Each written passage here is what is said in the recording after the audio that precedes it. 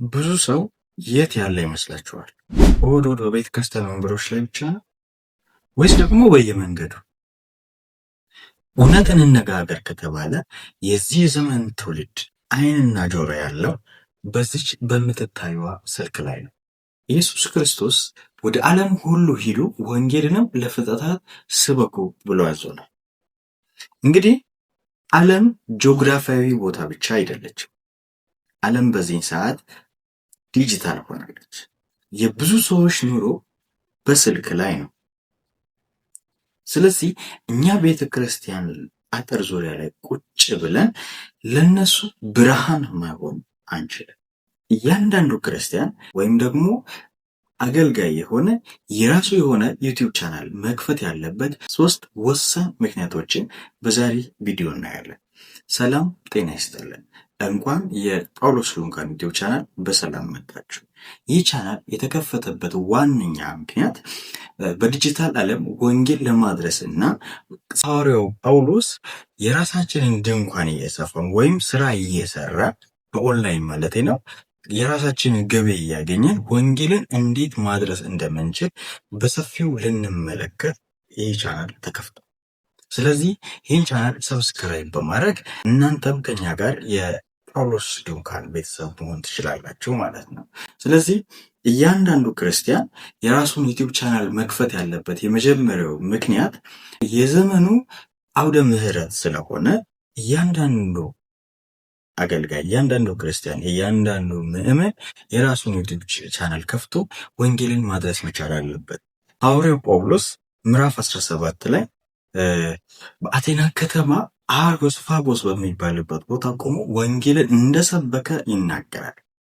ስለዚህ ዛሬ የኛ አርዮስፋጎስ የት ነው ካላችሁ ዩቲዩብ ላይ ነው ማለት ነው። ዩቲዩብ ላይ ብዙ ሰዎች በቀን ውስጥ ወደ ሚሊዮን የሚቆጠሩ ሰዎች ይህን ዩቲዩብ ይጎበኛሉ። ለምን መሰላቸው? ይህን ዩቲዩብ ላይ የሚጎበኙት አንድ ጥያቄ ይኖራቸዋል። አንዳንዶቹ ህይወቴን እንዴት ላሳካ፣ እንዴት የህይወት ትርጉሙ ምንድን ነው፣ እንዴትስ ደግሞ ትዳሬን ላቃና፣ እንዴት ትዳሬን ላድን፣ እንዴት የወደፊት ገቢ ያገኛሉ፣ እንዴት እንደዚህ አደርጋለሁ የሚል ጥያቄ ይዘው ይመጣሉ። ልክ እኛ ደግሞ እነሱ ይዞ ለሚመጡት ጥያቄ የኛ ቪዲዮ መልስ ሆኖ እነሱ ጋር መቅረብ መቻል አለበት ማለት ነው። ስለዚህ ዩቲዩብ ቻናል መክፈት ምርጫ ሳይሆን ግዴታ እየሆነ ያለ ይመስለኛል። ምክንያቱም የነዚህ አይነት ሰዎች ጥያቄ እየመለስን ለነሱ ወንጌልን ማድረስ የምንችልበት ትክክለኛው መንገድ ይህ ነው። ሁለተኛው ምክንያት ደግሞ የኢኮኖሚ አቅማችንን ማሳደግ ማለት ነው። ወንጌልና ገንዘብ የሚገናኝ የሚመስላቸው ሰዎች አሉ፣ አይገናኙም ብሎም የሚያስቡ ሰዎች አሉ። ነገር ግን ሐዋርያው ጳውሎስ ምዕራፍ 18 ላይ ሐዋርያ ሥራ ማለት ነው ምዕራፍ 18 ከቁጥር 3 ላይ ድንኳን እንደሚሰፋ ተጽፎ እናነባለን። ለምንድነው ድንኳን የሚሰፋው ብለን በምናይበት ጊዜ ለሌሎች ላይ ወይም በሰዎች ላይ ሸክም ላለመሆን ፈልጎ ማታ ማታ ድንኳን ይሰፋ ነበር። ቀን ቀን ወንጌልን ያደርሳል፣ ማታ ደግሞ ድንኳን ይሰፋል። ለምን?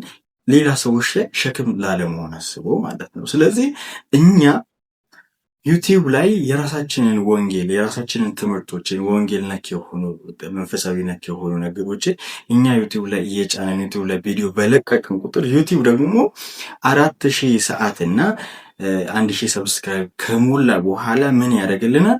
መክፈል ይጀምራል እኛ እየሰራን በሄድን ቁጥር። ስለዚህ ምን ይሆናል? ወንጌልም እንሰራለን፣ ገቢም ለኛ ይገባልናል ማለት ነው። ስለዚህ ኢኮኖሚ አቅማችንን እናሳድጋለን። የገቢ ምንጭ ከመሆን ባሻገር ወንጌል ለማድረስ በጣም ሰፊ ቻንሶች አሉ። ሶስተኛውና የመጨረሻው ደግሞ ቀጣይ ትውልድን ላለማጣት እያንዳንዱ ክርስቲያን ዩቲዩብ ቻናል መክፈት አለበት። አስቡ እስቲ ወንድምና እህቶቻችሁ ወይም እናንተ የምታውቁት ሰፈር ላይ የሚመለከተው ስልክ የያዘ ሰው ስማርት ስልክ የያዘውን ሰው ስትመለከቱ አብዛኛውን ጊዜውን የት የሚያሳልፍ ይመስላችኋል? ዩቲዩብ ላይ እና ቲክቶክ ላይ ነው አብዛኛውን ጊዜ የሚያጠፉት። ስለዚህ እኛ ደግሞ ይሄ የሰይጣን ነው ብለን ዩቲዩብን ገሸሽ ባለን ቁጥር ወይም በሸሸን ቁጥር እነዚህ ሰዎች እያጣን እነዚህን ልጆቻችንን ወንድሞቻችንን ምን እያደረግን ነው? እያጣን ነው ማለት ነው። ስለዚህ ምን ማድረግ አለብን?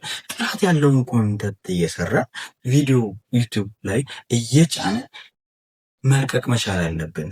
በጣም ልባቸውን የሚለውጥ ልባቸውን ሊቀይር የሚችለውን ትምህርት ስንጭን እነሱ ባሉበት ቦታ መድረስ እንችላለን ማለት ነው። ስለዚህ ያም ማድረግ ካልቻለን ትውልድ እያጣንን ቦታውን የሚረከቡት ማነው? ሐሰተኛ አስተማሪዎችና እነሱን የሚያጠፉት ግን ልምድ የለበሱ ተኩላዎች ይሞሉታል ማለት ነው። ስለዚህ ወንድሞቻችንን እያጣን ነው። ዩቲዩብ ቻናል መክፈት ቅንጦት ሳይሆን የዘመኑ የወንጌል ጥሪ ነው። በውስጣችን ያለውን ጸጋ እያወጣ የክርስቶስን ብርሃን እያበራ ደግሞ በሌላ አንጻሩ ገቢ የምናገኝበት ትክክለኛው ቦታ ቢኖር ዩቲዩብ ነው። ስለዚህ ይህን እንዴት ልናደርግ እችላለሁ፣ እንዴት ይህን አደርጋለሁ የምትሉ ከሆነ ይህ የጳውሎስ ድንኳን ትክክለኛ ምርጫችሁ። እያንዳንዱን ከዩቲዩብ ከመክፈት ጀምሮ በደረጃ በደረጃ ገንዘብ እንዴት እንደምታገኙ እያንዳንዱን ነገር በየደረጃው አሳያችኋል። በቀጣይ ቪዲዮ ዩቲዩብ እንዴት መክፈት እንደምትችሉ አሳያችኋለሁ። ይህ ቪዲዮ ይጠቅማል ብላችሁ የምታስቡ ሰዎች ካለ ላኩላችሁ። አገልጋይ ክርስቲያን፣ ማንኛውም በውስጡ ጸጋ ያለ ግን መድረክ ያጣ የሚናገርበትን ያጣ ወንጌልን ማድረስ ያጣበት ቦታ ካለ በቤተ ክርስቲያን ላይ ያኮረፈ ሰው ካለ ላኩለት። ምክንያቱም ውስጡ ላይ ያለውን ጸጋ የሚያወጣበት ትክክለኛ መድረክ ነው። ስለዚህ ይሄ ቪዲዮ ደግሞ እንዴት ዩቲዩብ ከብቶ ገንዘብ ማግኘት የሚችልበትን አቅጣጫና መንገድ የሚያሳይ ዩቲዩብ ቻናላችን ነው። ስለዚህ ሼር አድርጉላቸው።